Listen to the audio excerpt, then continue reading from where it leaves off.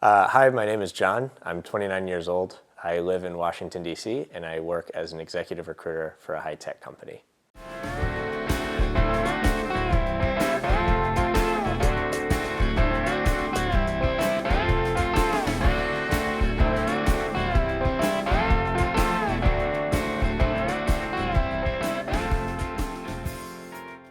There are many young white Americans, who rooted for Bernie Sanders in the primaries.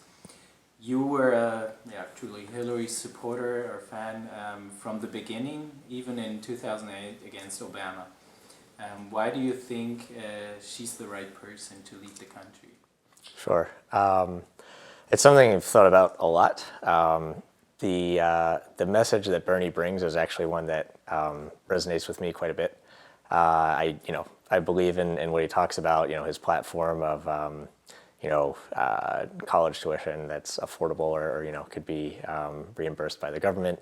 I believe in all those things. At the same time, I know that most people in the United States are not as leftist as I am myself, and I think a president needs to be the president for the entire United States. And you see very progressive politicians sometimes have these platforms that are very, far-reaching and very lofty with their goals, which I think Bernie Sanders represented. So even though I might be, on board with all of those policies, and I would like to see them, come into reality in the U.S., I don't think it's quite so simple. And I think this election has shown us that the country is very divided, and for better or worse, Hillary is much closer to the center. And so even though a lot of people are angered by that, I actually think what the country needs now is someone that, will be a little closer to the center. Hopefully we'll get to Bernie's policies and Bernie's world eventually. I would like to see that, but I think for right now, the experience and the willingness to work with both sides of the aisle, it seems she's more willing to do so. So that's why I feel that way. What about 2008? You told us that it was like the closest primary election for the Democratic Party in history. Why did you kind of chose Hillary at that point? Because Obama was already like a promising candidate. Yeah. So that was a much harder decision for me than Bernie versus Hillary. I think from the get-go, I liked what Bernie was saying, but I thought Hillary would be a much better fit for the job. But in 2008, I actually agonized over the decision quite a bit. And my tiebreaker then was basically experience. So Obama was a very hope-inducing figure, very charismatic, but had been a U.S. Senator for 2 years. And I think people kind of forget that now. And Hillary, had already spent 8 years in the U.S. Senate, time as First Lady, and obviously has a huge career. So I think, both would have been fantastic outcomes. I think in 2008, the time was, probably a Democrat was going to win. And I think that you couldn't really go wrong with having a person of color or a woman in the White House. And so I completely got on board with Obama. But there were times so I was a senior in college in 2008. After Obama was elected, the financial crisis happens.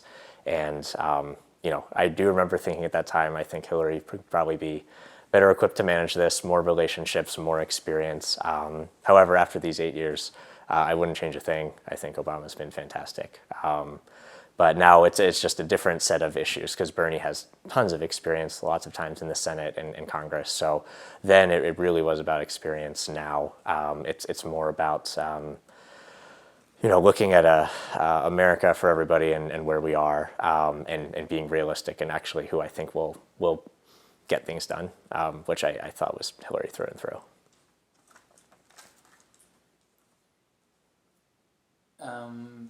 You told us before that you also have problems with Hillary as a candidate. What would that be like? What would they be? Yeah, I think Hillary is, while she might not be the most charismatic politician, she is absolutely a politician. And I think that's a good thing after this much time. But, there are times when I do question, what might she actually believe? I think when Bernie Sanders says he's, pro same-sex marriage and has been for a long time, I do believe him. Hillary, I think, is, there's evidence to support that she, is kind of just gone with the way things are moving, but would actually be just fine if we had just civil unions right now. And I do think that's okay. I'm aware of that fact, and that's, something very important to me, obviously, but I still chose Hillary knowing about that because politicians have to get things done. Politicians do evolve their decisions, and politicians sometimes do, go with the way that the people are going. She's almost 70 years old, and so it's very different from people that are my age. But if she's listening to what people my age are saying that they want for the future of the country and going on board with that, I think that's okay. So I think that's one thing is, if you could have the genuineness and authenticity of Bernie Sanders or even Barack Obama with the experience that she has, that's the killer candidate. So, I won't say she's the perfect candidate, but experience-wise, I think it's widely agreed the most experienced and prepared. So, if she had a little more of that real soul, that wouldn't hurt. You just kind of mentioned it, but you're openly gay, engaged, and will marry, I guess, next year. What do you think about the progress made of gay rights in the U.S.? Yeah, I think it's been phenomenal how quickly it's moved over these past couple of years. From 2004 with Massachusetts having gay marriage as the first state to this kind of long, difficult road of this state-by-state approach. And I remember it was on my 25th birthday that Barack Obama, a sitting president, first ever came out in support of same-sex marriage. And that was really important. And I think, the president really hasn't done anything specifically to make it the law of the land. But I think having a standing president do that and show that, our politicians are behind it and whatnot has been fantastic. So, I mean, it's the last couple of years, it used to be you'd have to live somewhere that would allow you to do it. Now it's, we could live anywhere in the country and be married. And so that is something of extreme importance to me in this election Hillary has made clear with the Supreme Court, her intent is defend abortion rights, defend same-sex marriage rights, and then, move progressively on issues like Citizens United. So I think the fact that there could be, so many new Supreme Court justices, I'd like to see us tackle new issues in the future, not ones that we've already covered, like same-sex marriage. How do you feel in maybe like the south of the U.S.? When we think about the South, it's more conservative, and it's also like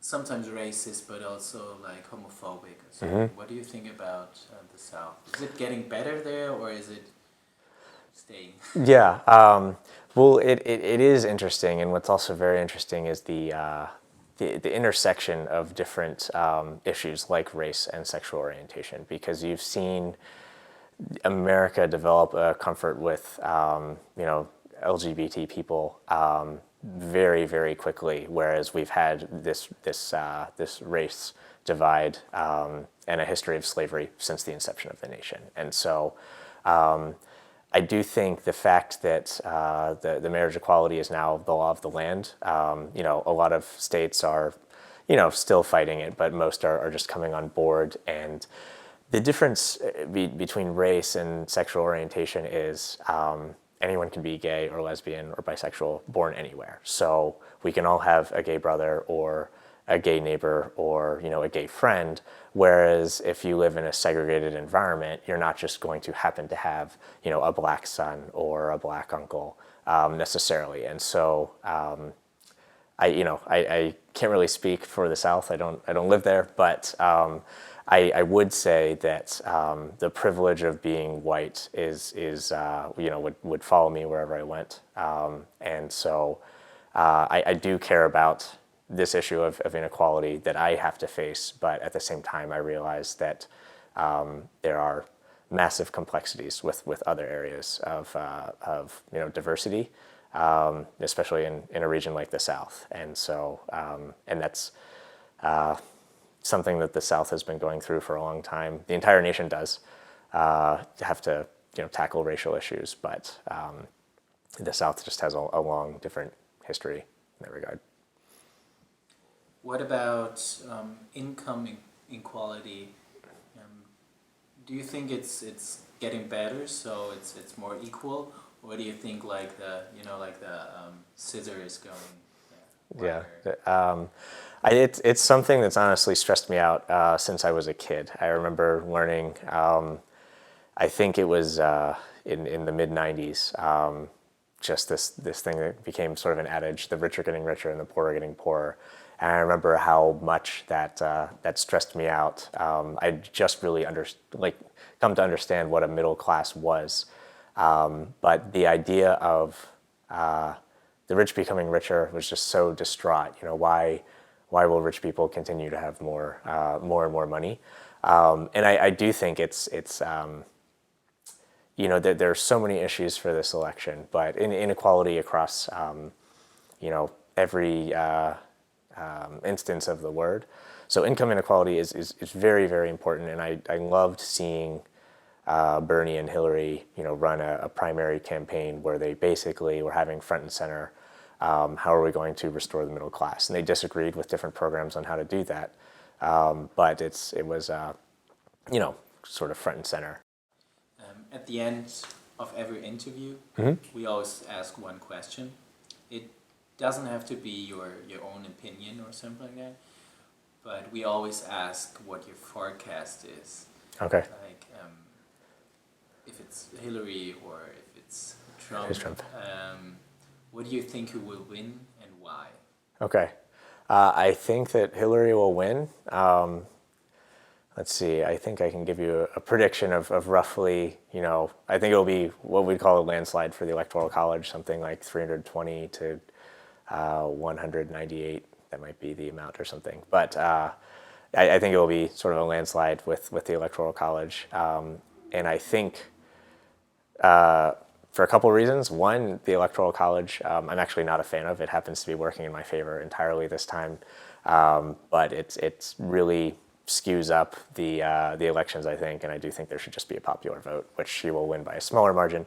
But I think it's because people have gotten to know Trump well enough and have just, there's just enough disgust that people in the middle, sensible Republicans just are eventually going to have had enough and either stay home, vote for Gary Johnson, or even vote for Hillary. And I think something that's very interesting is millennials, young people in the country, people who voted for Bernie were really upset, said they might vote for Trump, they might vote for Jill Stein or Gary Johnson, but have gotten more comfortable with Hillary, especially with the debates, just to see, we don't know what's going on inside her head, but she's a shrewd politician who has relationships, has a plan, and just is infinitely better than Donald Trump, and will represent them better. So I think they will come around, and that's going to really help tip things nicely in the other direction.